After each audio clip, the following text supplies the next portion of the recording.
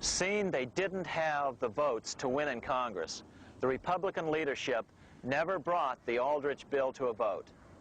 The bankers quietly decided to move to track 2, the Democratic alternative. They began financing Woodrow Wilson as the Democratic nominee.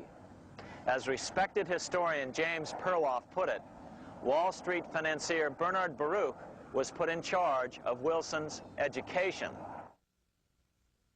Baruch brought Wilson to the Democratic Party headquarters in New York in 1912, leading him like one would a poodle on a string.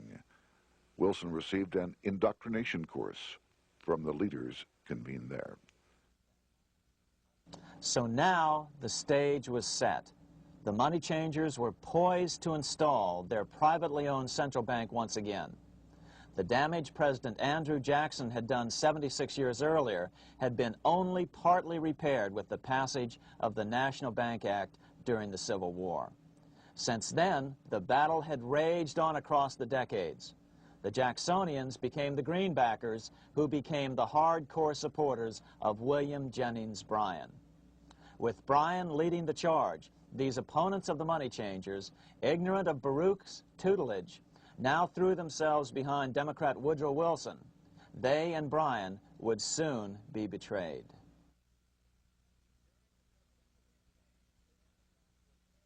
During the presidential campaign, the Democrats were careful to pretend to oppose the Aldrich bill. As Representative Lewis McFadden, himself a Democrat, as well as chairman of the House Banking and Currency Committee, explained it 20 years after the fact. The Aldrich bill was condemned in the platform. When Woodrow Wilson was nominated, the man who ruled the Democratic Party promised the people that if they were returned to power, there would be no central bank established here while they held the reins of government. 13 months later, that promise was broken, and the Wilson administration, under the tutelage of those sinister Wall Street figures who stood behind Colonel House, established here in our free country the worm-eaten, monarchical institution of the King's Bank, to control us from the top downward and to shackle us from the cradle to the grave. Once Wilson was elected, Morgan, Warburg, Baruch, and company advanced a new plan, which Warburg named the Federal Reserve System. The Democratic leadership hailed the new bill, called the Glass-Owen Bill, as something radically different from the Aldrich bill. But in fact, the bill was virtually identical in every important detail. In fact, so vehement were the Democratic denials of similarity that Paul Warburg, the father of both bills, had to step in to reassure his paid friends in Congress that the two bills were virtually identical. Brushing aside the external differences affecting the shells, we find the kernels of the two systems very closely resembling and related to one another. But that admission was for private consumption only. Publicly, the money trust trotted out Senator Aldrich and Frank Vanderlip, the president of Rockefeller's National City Bank of New York and one of the Jekyll Island 7, to oppose the new Federal Reserve System. Years later, however, Vanderlip admitted in the Saturday Evening Post that the two measures were virtually identical. Although the Aldrich Federal Reserve Plan was defeated when it bore the name Aldrich, nevertheless, its essential points were all contained in the plan that finally was adopted. As Congress neared a vote, they called Ohio attorney Alfred Crozier to testify. Crozier noted the similarities between the Aldrich bill and the Glass-Owen bill. The bill grants just what Wall Street and the big banks for 25 years have been striving for: private instead of public control of currency. It, the Glass-Owen bill, does this as completely as the Aldrich bill. Both measures rob the government and the people of all effective control over the public's money and vest in the banks exclusively the dangerous power to make money among the people scarce or plenty. During the debate on the measure, senators complained that the big banks were using their financial muscle to influence the outcome. "There are bankers in this country who are enemies of the public welfare," said one senator. What an understatement.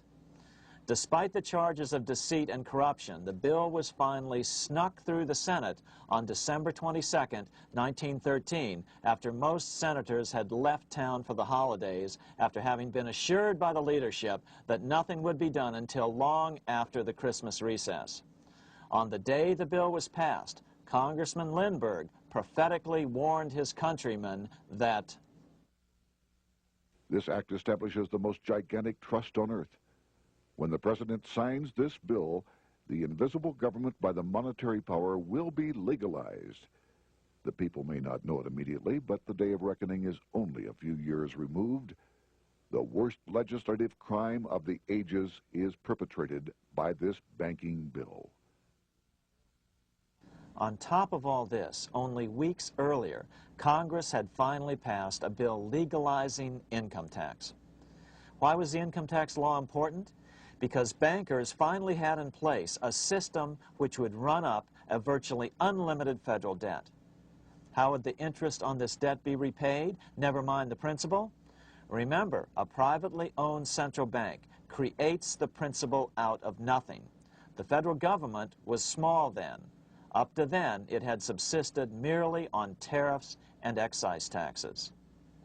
No, just as with the Bank of England, the interest payments had to be guaranteed by direct taxation of the people.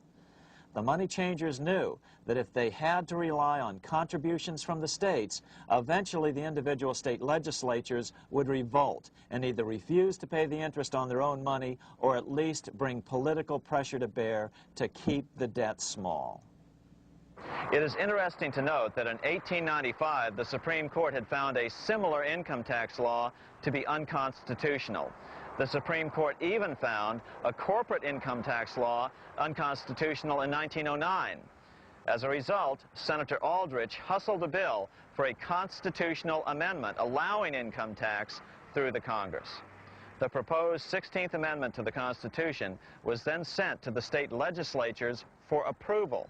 But some critics claim that the 16th Amendment was never ratified by the necessary 3/4 of the states. In other words, the 16th Amendment may not be legal. But the money changers were in no mood to debate the fine points.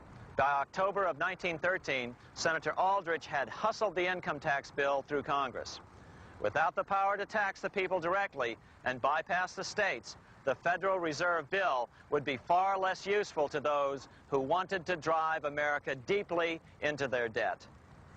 A year after the passage of the Federal Reserve Bill, Congressman Lindbergh explained how the Fed created what we have come to call the business cycle and how they use it to their advantage. To cause high prices, all the Federal Reserve Board will do will be to lower the rediscount rate, producing an expansion of credit and a rising stock market. Then, when businessmen are adjusted to these conditions, it can check prosperity in mid-career by arbitrarily raising the rate of interest. It can cause the pendulum of a rising and falling market to swing gently back and forth by slight changes in the discount rate, or cause violent fluctuations by a greater rate variation. And in either case, it will possess inside information as to financial conditions and advanced knowledge of the coming change, either up or down. This is the strangest, most dangerous advantage ever placed in the hands of a special privileged class by any government that ever existed. The system is private, conducted for the sole purpose of obtaining the greatest possible profits from the use of other people's money. They know in advance when to create panics to their advantage. They also know when to stop panic.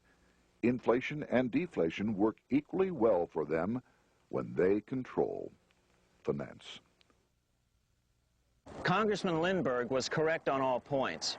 What he didn't realize was that most European nations had already fallen prey to the central bankers decades or centuries earlier. But he also mentions the interesting fact that only 1 year later, the Fed had cornered the market in gold. This is how he put it, quote, "Already, the Federal Reserve banks have cornered the gold and gold certificates," close quote. But Congressman Lindbergh was not the only critic of the Fed. Congressman Lewis McFadden, the chairman of the House Banking and Currency Committee, from 1920 to 1931 remarked that the Federal Reserve Act brought about